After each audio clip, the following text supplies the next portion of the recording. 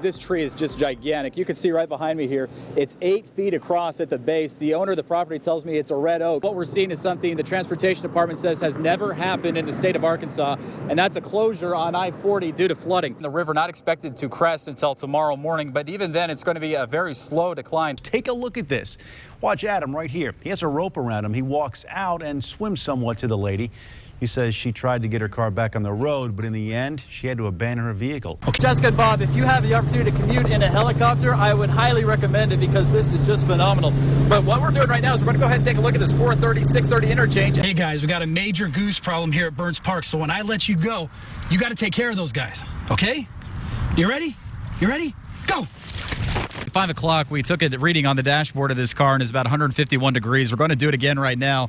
We've had the door open for a few minutes to maybe air it out a little bit, but still hot, 142 degrees. Not only does Jessica hold most of the kicking records at her school, she's also state MVP in the basketball final. The problem in this case is that the pellets are actually coming from this apartment building, and since we've been here, I've counted more than 200 windows, and finding out which window those pellets could be coming from has proved to be quite a problem. I'm here with Jim Keat right now, and actually you just brought a guest on board with us. You felt like maybe you wanted to have your wife nearby. That's right. Well, I haven't seen her much for the last 8.5 months. I thought I'd take this opportunity to give her a hug. As a matter of fact, just take a look over here to the left right now. You can see the long line of parent cars all waiting to come into school and pick up their children. It all happened at about this time yesterday.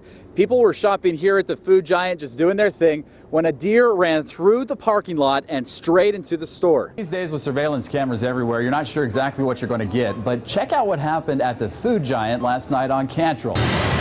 What Principal Maxwell says they're doing is giving kids the opportunity to say no, because the last thing you want to do is let your team down. Cards are awesome. Garrett Bullock and his buddies are ready to tear up the track at Playtime Pizza. The cars go pretty fast. It's kind of like racing. I just like drifting. It's fun. Not a bad way to spend your birthday. And you're turning 16 today. 11. And you're 23 years old? No, I am 10. Okay, so they're a few years shy of 16, but they know how to drive and they're well acquainted with the rules. First of all, pregnant women can't drive. Green is go. Red means Stop. yellow means Slow down. simple enough, but things get a little more complicated when drivers trade carts for cars. And it's amazing how many drivers forget one of the most basic rules of the road. Green means go. Red means stop. Yellow means slow down. So we went to a couple of busy intersections during the morning rush to see how many people were running red lights in Little Rock.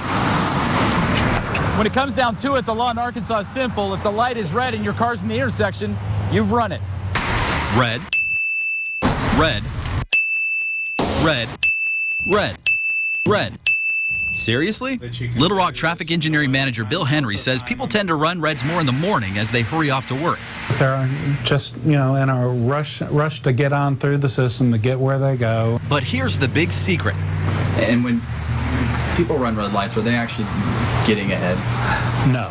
The way they're timed, they can speed up to get to through that signal, and they'll get stopped at the next one. Yep. Traffic lights are programmed to punish people who run reds.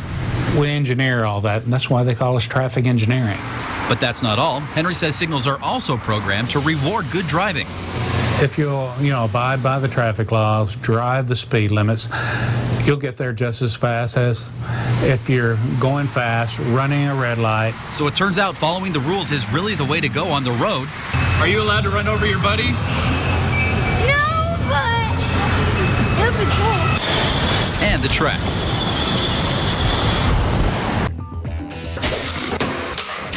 It's cleaning day at the chapels. A dozen people ripping, hefting, and throwing everything damaged in the flood. Most of the furniture you saw out in the yard. Nancy Chappell showed us around the flood-swollen home where she and her husband lived for 23 years. Are you willing to do it again? If it was up to me, I'd probably move.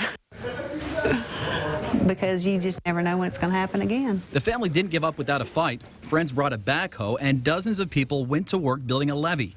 But in the end, it wasn't enough. When the water finally broke through, Dwayne Chappell says they had 20 minutes to grab a few things and go. We boated right up to the steps and got in a boat when we left.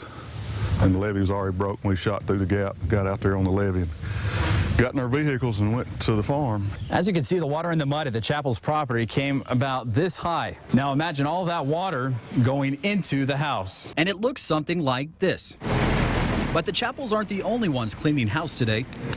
Rob Franks had a roaring fire in his yard as he and friends labored to repair their hunting lodge. Trying to salvage what we can. We had 3.5, 4 feet of water inside. It destroyed all furniture, appliances, flooring, walls, everything. But they're the lucky ones. Some homes are still underwater in Des Arc.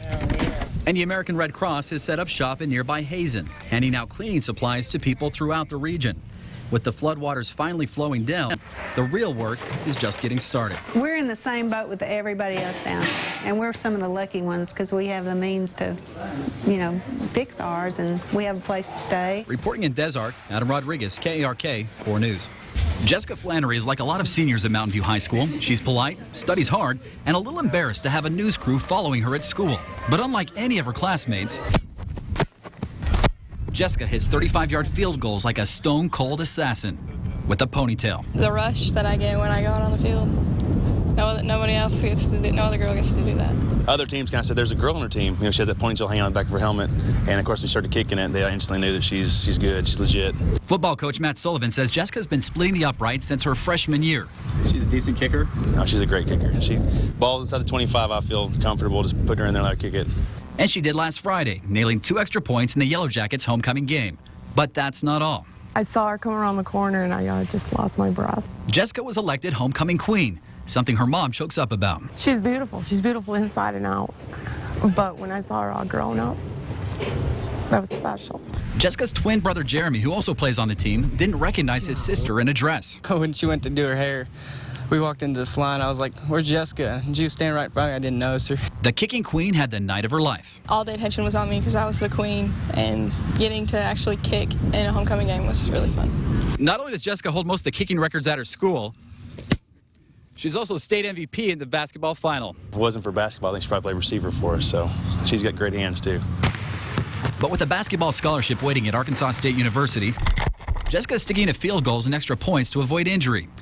But if the Red Wolves ever asked the Queen to come kick for the football team, I would do it. If they asked me, I would play in a heartbeat.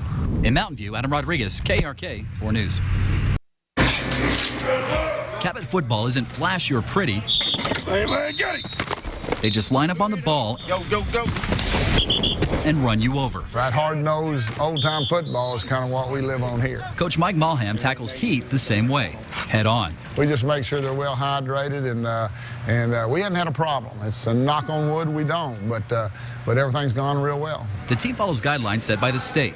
All players weigh in before and after practice. 149, 172, 133, 169. For every pound they lose, they have to drink 20 ounces of liquid.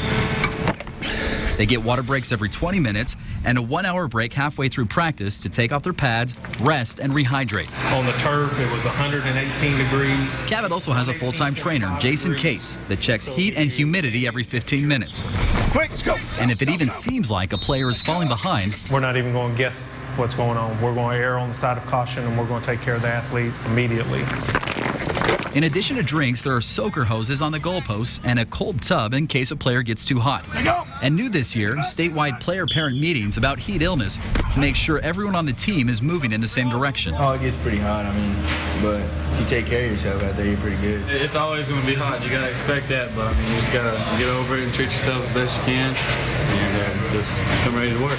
It's Malham's no-nonsense approach that keeps his kids safe and successful. We always have high expectations. I think our kids do too. Let's see it. See what you hit. Charles Bryan has been busy the last couple of days. I was out here from about 10 in the morning till 10 in the afternoon stacking sandbags. All to save a couple of homes on the far side of Clarendon. Made about 100, 200 boatloads from here to his house. How many sandbags is that? A couple thousand. High school students like Charles, friends and neighbors have been waging war against the White River, using sandbags to turn back the rising water. I patrol it all day, every day. Bodie Richardson from the Army Corps of Engineers is keeping a close eye on the town's levee, looking for telltale signs of a potential break. If there's any major water seepage or anything, you'd be able to see it straight out that this field would be soaking wet. One thing that the Corps is seeing inside the levee is this right here. It's called seepage. They say as long as the water is clear, that's fine, but if it's cloudy, that means they have a major problem. When it's muddy, you'll have an issue. With the White River cresting at 38 feet Tuesday, the engineer says Clarendon's levee is sound. They was worried to death about their levee until we come down and reassured them that, their levee's good. But the rest of Monroe County is in trouble. Judge Larry Taylor says 2/3 of the land is underwater. forcing the evacuation of about 1,500 people. We tried visiting smaller communities like East Lake, Indian Bay, and Maddox, but all the roads were flooded. Taylor says county deputies were working with game and fish officers to assess the damage to homes and keep looters at bay. And it will be at least 2 weeks before people can return home. Just helping neighbors. My daddy always told me if you help your neighbor and, when you're in need, he'll help you. In the meanwhile, Good Samaritans like Charles are working hard so some of those people have a home to come back to. In Clarendon, Adam Rodriguez, KARK 4 News.